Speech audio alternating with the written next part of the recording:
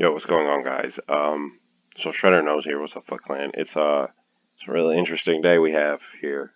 So they cancel Worlds, which is very interesting because now that brings us to a lot of other problems that are like going on. With the cancellation of Worlds, you now have no events, obviously, and I don't think this is really a surprise at all. I think this is more of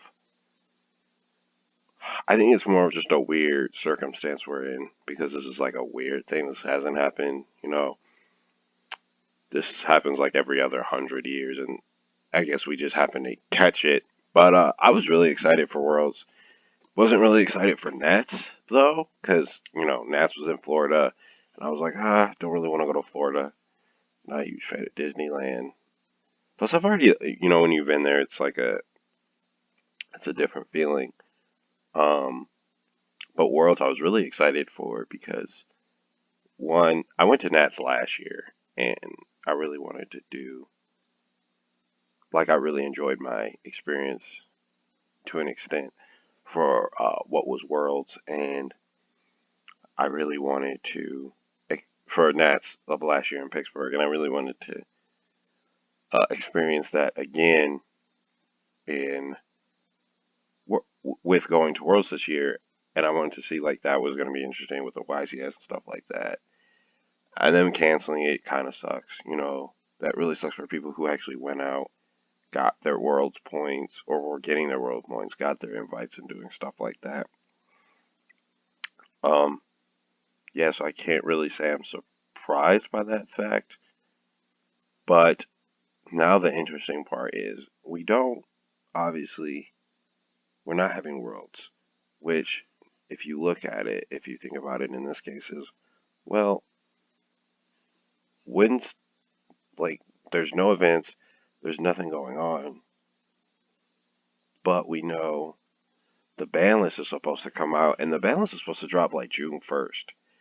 So that means we're probably not even going to get a ban list now anytime soon, which I don't really care for that anyway. I wasn't really a fan of the last ban list. I tried to do a video on it. It wasn't really working out. But now I finally got everything working a little bit soon.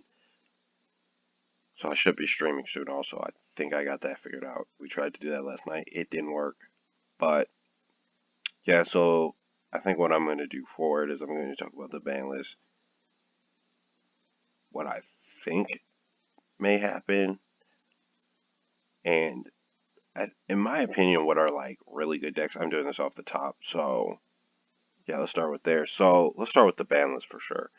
So now we know we're definitely not getting a ban list anytime soon, which is also weird, which isn't weird, which isn't a shock. It shouldn't, to me, it's not a shock that we're probably not going to get a ban list. But this now means Eternity Code, which has also been pushed back by Konami for the US at least, or for North America, I should say, is really weird. So we're getting that late.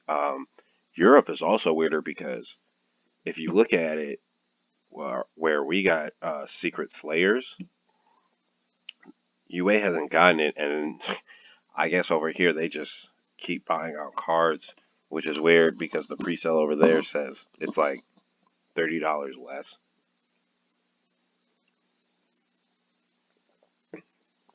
And this like I don't get it, people buying out cards.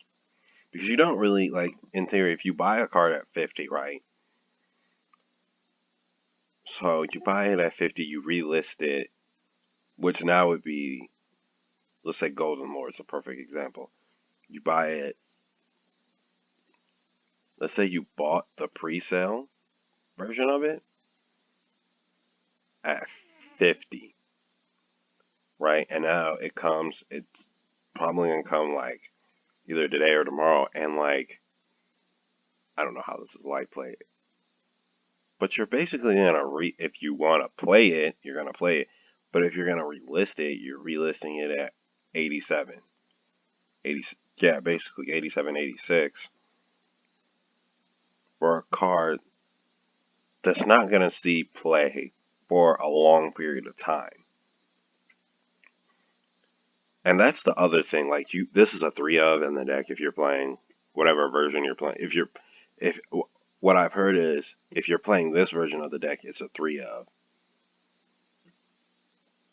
If you're playing like the combo variant, like with the zombie cards, it's like a 2 of maybe. But like that's the other thing. Like people have really been like opening the set. Like this, like researchers were bought out like to 10 last night. Now there's like 31.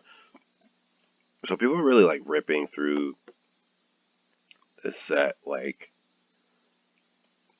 there's just one card. It kind of reminds me of when Striker first came out, but it's not like as good as Striker in my opinion. So there's that. I think so. I was watching some streams of like this deck because I guess this is like the next thing to come out, and I'll probably do a video on this in more depth. But like this card is, or this archetype is really good if you think about it, because I was saying how this format, as combo as it seems, because we lost Spiral and Lunalight, that meant now Shadal's Invoked stays as a contender, and what was the other one? Oh, Dino. Because after a turning code, Dino will be the best deck in my opinion. Orcus moves up, and there's those decks. Like it's a very combo heavy format here for the TCG, and that's really interesting because it brings up the fact of the matter that, well, what's a really good control deck? And at the time I was saying this, I think the best control deck before Eldritch came out was Altergeist, but I said Altergeist isn't that good compared to the two because people have kind of figured out how to play around Altergeist, and it's like it's more annoying to play around it than anything. But like it's not a good control. It's a good, okay, let me rephrase this. It's a good control deck, but it's not a really good control deck. Like Altergeist's worst problem was staring down a Draco player formerly, or Altergeist player, or another Striker player. So when Striker finally got hit, then Altergeist kind of pushed itself up because also Draco got hit at the same time because, you know, the problem that Altergeist has is getting over big monsters. And that's the same. And like, if you didn't have Altergeist, you probably were playing Guru because that's what you had. Because those were the two control decks. And now I'm going back to obviously the beginning of this year, but that's what you had among control decks. And now this deck is really good, and I prefer it more because I think what makes Eldritch good is it can play 12 hand traps, but it can also do this thing that it can control the game with its traps, with the traps and the little tech spots of floodgates you can play or other things. And then you go from that, because that's kind of like what Striker does, except it doesn't recycle its resources as well as Striker does. But it does. But what they also do really, really well is they float in grave. Like your traps floating in grave make this deck better than Altergeist, better than Guru. And I think that's the real series of things you're staring down when you look at a deck like this. Another deck I also want to look at here, and I don't even know what this deck does. I just know like this deck is also just as really good at putting together. I kind of called it, you know, I said that I kind of like this deck. I think this is also another good deck that has potential because the difference between the OCG and the TCG is that we like, and I think this is more NA than it is everywhere else. The NA likes to play more combo. where everywhere else likes to play more control and stun, but move very fast. And I think that's the problem when you have a very huge section of like connecting the NA to the TCG. But that's a different story. I think this deck is really good. Um, I was talking to my one friend last night, and he just wanted to rip open a new set to play a new deck. So he said whatever he got more of was whatever he was going to play. I said in my head, I told him he should play this deck over because he got the Golden Lord, but I told him he should play it because it's more of his speed, it's more of his style. It matches what he does well. Because I kind of feel like this is like a ritual beast, and this is this is how I feel like it is because this is what people have been telling me.